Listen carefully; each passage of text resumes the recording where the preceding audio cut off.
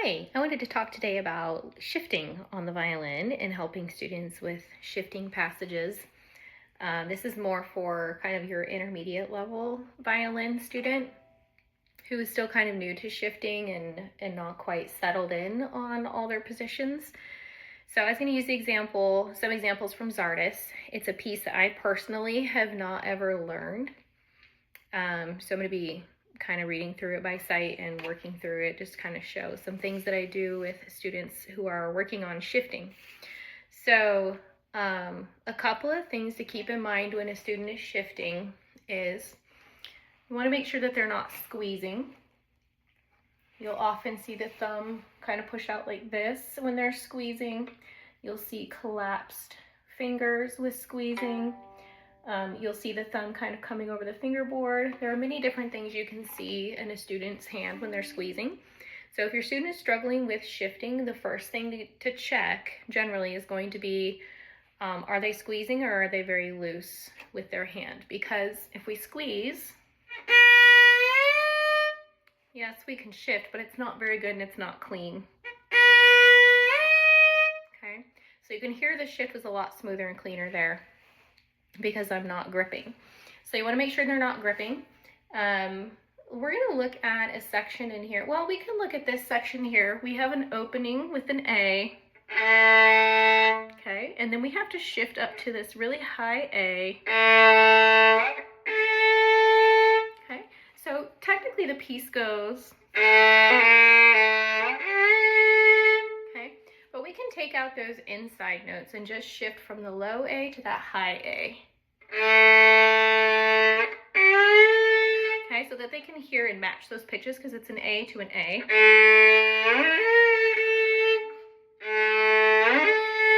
Okay, and that what you'll do is you're training them on the distance from this A to this one up here. And it is a high shift actually on the G string, so they're going to want to make sure they bring the elbow forward and kind of swing out while they slide to kind of miss the shoulder here on the violin, to also get in tune. So you can take out notes in between and just practice the shift. Okay, especially if it's the same note, just an octave or so higher, then it's easy to hear if it's in tune. Okay, and just have them go back and forth.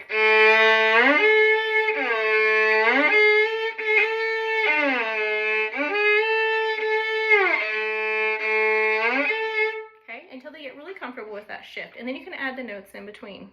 Okay, and then notice they can get that shift a lot easier. So taking out notes and just practicing shifting from the lower note to the higher note, especially if it's the same letter, so that they can get in tune.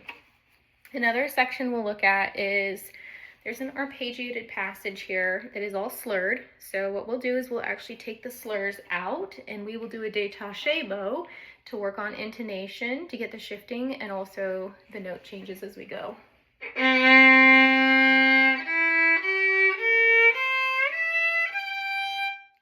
so that is how that arpeggio goes. We'll go slow. Okay, and if they struggle here,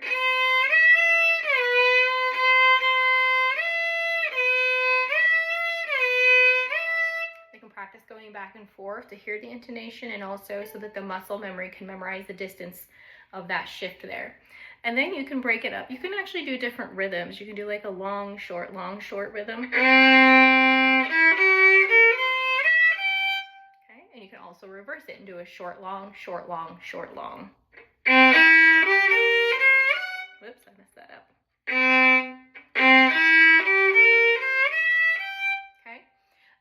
And what that does is kind of make the section a little bit more difficult in the brain so that when they play it the right way, it actually feels easy. And it's also getting the fingers moving because we have to make those short notes quickly jump from the short note to the longer note. All right, then the next thing we can do is we start adding in the slurs. Instead of slurring that entire passage, we could do something like 2-note slurs.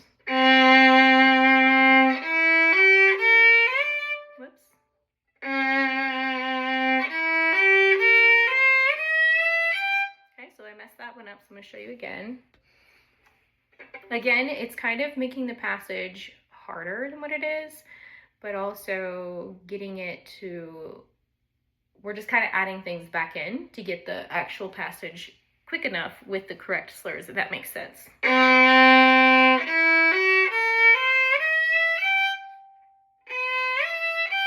So if they're missing that shift, like I did, you can go back and practice that shift again until it gets in tune. You don't want to move on to the next step unless they are perfectly in tune and comfortable with this. Okay, so that's the 2-note slur. Now what we can do is slur the triplets together.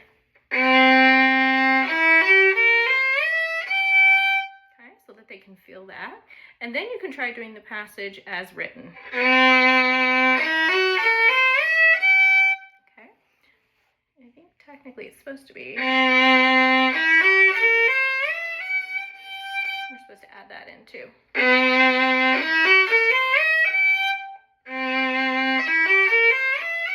Okay, and then from there you can work on speeding it up. And so on.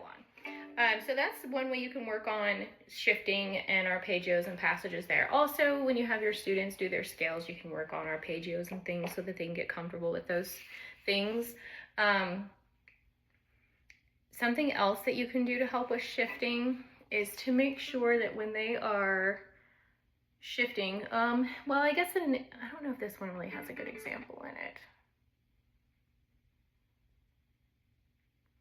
We could do this one. So let's use the same arpeggio. So for example, when we have this here,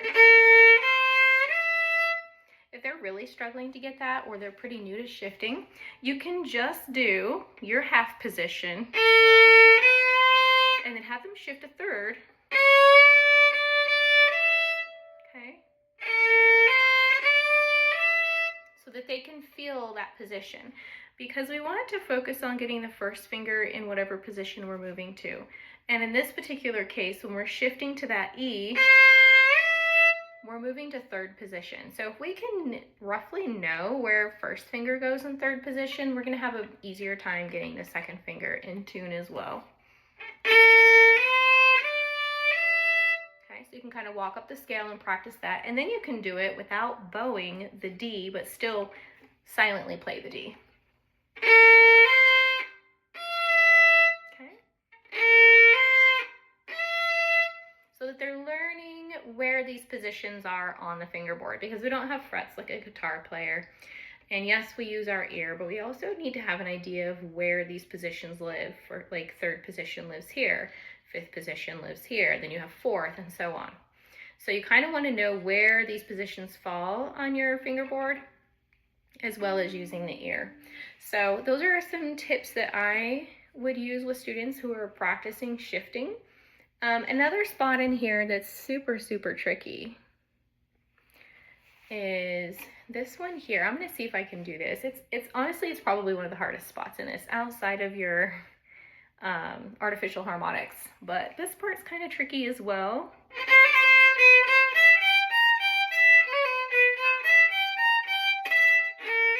Whoops. And then they have to shift up here. And then they have this really difficult shift here.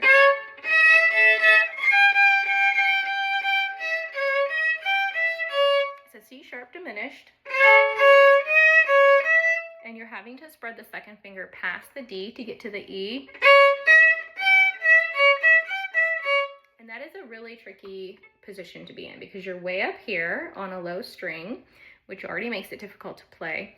So with a section like that, what we would do is probably take out, or actually you can take out the grace notes in here, but just because of intonation reasons, it might be easier to leave them in and just kind of play it all as eighth notes. Just change the rhythm so they can get the intonation. And I would start back down here where you can hear these pitches. And take out the sautille for now.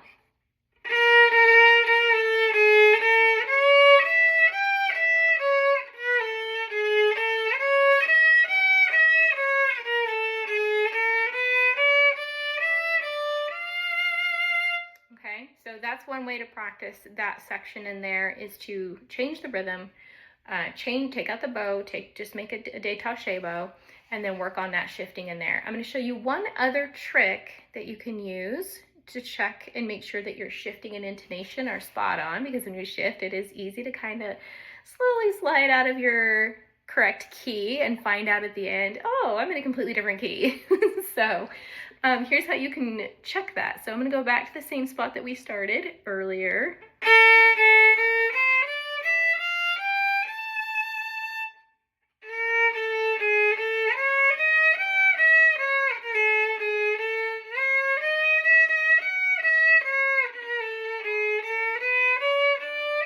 Okay, so that E right there should be the same as this one. And they match, so that means I am in tune. So that's another thing you can do, is check it with an open string, or for example, this B flat, you know where that one is. It'll help you find this high one. They should match. Okay, so you can match pitches on here as well. So those are some tips that I use with my students when they practice shifting, to kind of hear their intonation, check intonation, and also get comfortable with different shifts, whether they're small shifts or high shifts. Sometimes I feel like students have an easier time with the high shifts than the smaller ones. But either way, you can practice them all the same. Practice just going back and forth, practice going from like first position, stopping on the third position, and then playing the actual note like we did earlier on that too will help. So I hope that helps you. If you have other things that you do that help you, leave them in the comments, and I like to read them and see what you do and what works for you.